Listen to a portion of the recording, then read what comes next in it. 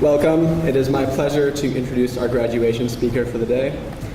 Dr. Darron Collins first came to MDI as an undergraduate student at the College of the Atlantic.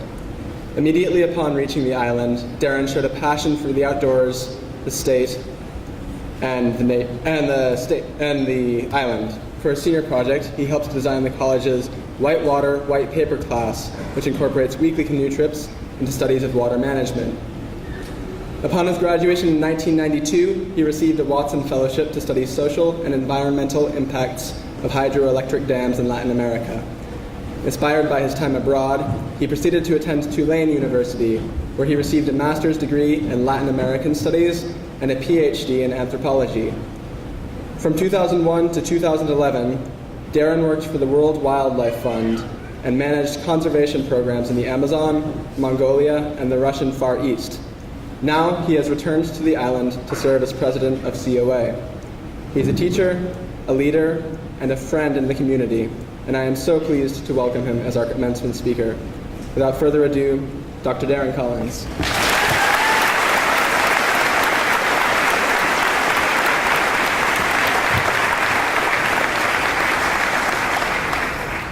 Hi, everyone. Does it make you nervous when somebody gets out like a big stack of papers for a talk like this? It's another beautiful day on the most beautiful island in the world. And I won't soon forget that moment a few weeks back when I got that message from David Anderson on my phone asking if I'd be up for this talk. And I was really to the bone touched and honored. It meant so much to me personally, but also meant a lot institutionally, because I think it signaled this strong and growing relationship between the College of the Atlantic, the school system, and the island as a whole. It made me very, very happy. But a handful of seconds after that happiness and pride, this wave of panic swept over my body. Right? I give loads of talks, and I generally like to talk in front of people. But let's be honest, commencement speeches generally fail miserably, right? I'd put that failure rate at something around 95% maybe. And most fail not because they're wrong or rude, but because they're just forgettable and they're long, right? Despite weeks of thought by the speaker, by the time graduates throw their hats in the air, everyone has forgotten. Now I have an 8th grader, Maggie Collins, and Maggie will be coming to MDI High next year. And when I told her this, that most speeches fail because they're just not memorable, she said to me, "Dad, please fail. Please do not be memorable. Whatever you do, do not be memorable." Poor Maggie, I feel so bad. But in an effort to find my way into that percentage of good talks, I did some anthropological research, and I went to the MDI prom. To get to know people a little bit. And of course, this really mortified Maggie. And to be honest, it was a little creepy, I think. It was a little bit creepy. But at that event, I asked a few administrators, who really hit it out of the park? Who is the best speaker ever? And universally, they said, Eddie Monet, Diver Ed, right? Very proud of Eddie, right? And of course, they recalled how Eddie came up on stage in a dry suit, and I wasn't there, but I'm guessing he inflated it and then, released this flatulence from the neck, probably something like that. But I'm also willing to bet that Eddie gave a great talk, an insightful talk, because it wasn't patronizing. He wasn't like, you need to go do this or do that. And he didn't try and answer all these problems that you might face. And that's a good thing, because I think the fact is no one really knows. Right? There's not a straight line between where you guys are now and where you ought to be a few years from now. There's not this clean break between success and failure, between greatness and mediocrity. The world is very complex, it's very confusing, and it's only becoming more complex and more confusing every year. 50 years ago, this job that I have now was simple, right? Hey, congratulations. Now you go get a job, you have a family, you spend 40 years with a business, and you retire hopefully with some savings. There, take care. But that doesn't exist anymore, right? I'm 45 years old, and I have absolutely no idea what you should expect 20 some years from now when you turn 45. We have no idea the way the world is going to work. I thought about, publicly boycotting this, because really, if you're over 25, you shouldn't be given a commencement address, right? You just shouldn't. But I didn't think that was fair, so instead I'm going to tell 3 stories, just 3, and I hope they're entertaining at least. Story number 1 occurs between my junior and senior year. I was 16 and I had this wicked mullet, and I was very, very proud of it. And I was a part of 6 students and 2 counselors working with a program called the Student Conservation Association. It's a program that puts kids to work in very harsh environments for no pay, kind of like child labor camp, right? And it was my first experience with the Open West and my first experience with work. Now, I didn't grow up spoiled. I mean, I had a job. I worked at the New Jersey Video Vault, but this was very, very different. We were building 2 miles of barbed wire fence with our hands, with post hole diggers and with come-alongs, no machinery, no equipment. Now, if the counselors were softies, they could have let us kind of dig around in the dirt for a while and then say, yeah, good, there, you're done, that's a nice personal experience. But Harold and Gail Lindebo were not soft. They were these hardcore back to the landers, and they worked us to death. They were also very, very smart, and 2 of my earliest mentors. We'd finished our 2 miles of barbed wire, and we went on to this other fence called a jack pole fence, which is like a cross like this, and then other things going that way. And I had worked really hard, and at this one day I was kind of standing around, just kind of scratching myself, not knowing what to do. And Harold came up to me and he said, "Darron, what's going on?" And I said, "Well, I don't really know what to do. You never told me what to do." And then in this way that left this deep psychic scar, Harold said to me, "Darron, I thought we moved past that, right? Not everyone's going to lay things out for you and explain what to do next. Sometimes you have to look at the situation, assess it, and have a go at it." And that 10 seconds never, ever, ever left my mind. That's story 1. Story 2 is 12 years later. I'm doing a PhD in anthropology with my wife Karen, and we're down in northern Guatemala where I was doing field work among a group of people called the Kekchi Maya. They are corn farmers in Guatemala, right?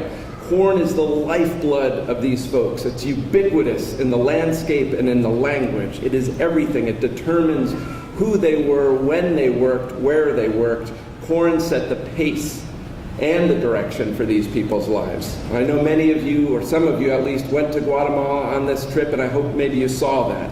But I'd never planted corn before, right? And one day, after being there long enough, the guy said, "Come on, Darron, we want you to plant corn with us." I said, okay. So I was given this bag full of seed. I was given a big digging stick, and I was given instruction. Now what you have to do, I'm going to use this, you have to take a step, right? You take a step, take your digging stick and you plant it in, and you open up a little hole, you drop 4 seeds, not 3 or not 5, 4 seeds into the hole, you kind of kick it over and then you move on, right? That was the instruction. Fair enough? So we're on this hillside of all guys, right? Because only guys plant corn, and there are 25 guys up the hillside, 25 down the hillside. And without barely making a motion, the elder man next to me kind of nods his head, and off we go, right? And immediately I drop 3 corn seeds, and none of them go in the hole, and I'm falling over, and I'm trying to push some dirt on, and nothing's going right. And it's a ridiculous mess. And 3 or 4 or 5 steps go on, the same thing, just a complete failure. And I stand up, and there are 50 guys across the end of the field with their arms crossed looking at me. Me in the middle of this field, like complete embarrassment, complete laughter. And for the most part, after some time and some mentoring, I got the idea and I made it across. But the point isn't about whether I learned the task or not. The point is in the power of experience. especially experience where you throw yourself into something very, very difficult, very, very challenging, an experience that kind of rips you out of your body and puts you back into the body of a child. That is enormous. It will have an enormous impact on you. And it will thicken your skin. And wow, today, I think when I look at humanity, kids, 18-year-olds, 20-year-olds, we need thicker skin. We really, really do. Last story.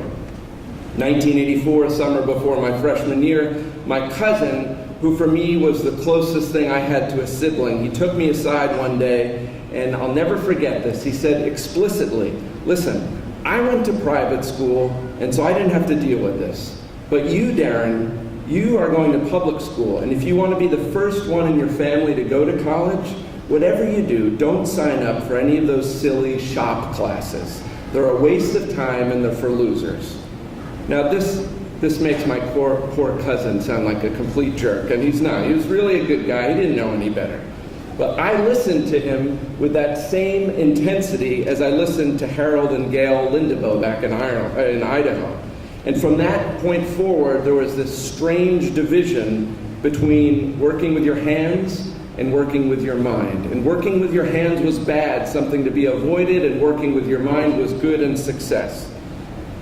Fast forward 25 years, when I decided to purchase this unbelievably beautiful truck that I've named Scarlett. Scarlett is a 1985 Toyota Land Cruiser FJ60, and she's parked outside, and if anyone wants to come and take your picture afterward with Scarlett, I would love that.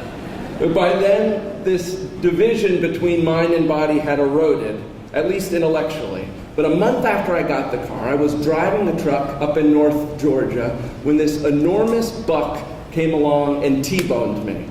Right in the side, almost impaled it. There were windows flying, there were doors crumpling in. Everything on the right side of my vehicle was smashed.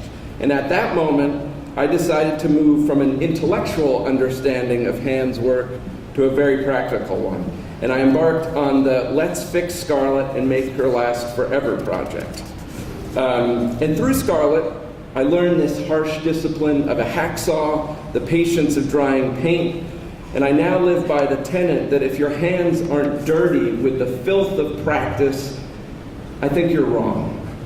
Scarlett is this constant reminder that the complexity of the world requires the artist, the humanist, and the scientist in one being, and that knowledge comes from the use of brain and body or hands together. And because these things also define human ecology, which is what we study at the College of the Atlantic, Scarlett is an odd but constant reminder of why I'm here at COA and on MDI. So that's the third story. And at this point, I could say, graduates, the moral of the story is, A, work hard and don't always wait to be told what to do. That's Idaho. Have experiences that are uncomfortable and push you to failure and force you to laugh on yourself. That's about yourself. That's Guatemala. And work with your minds and your hands. That's Scarlett the truck. And I do believe these things very, very strongly. And I think no matter what your long-term goals are, you should have been required to take shop class with Mr. Munger and Mr. Deans. I think we have two of the most dedicated, smart, thoughtful instructors in them, and two of the coolest shops in the state. Thank you, Mr. Deans. Yeah.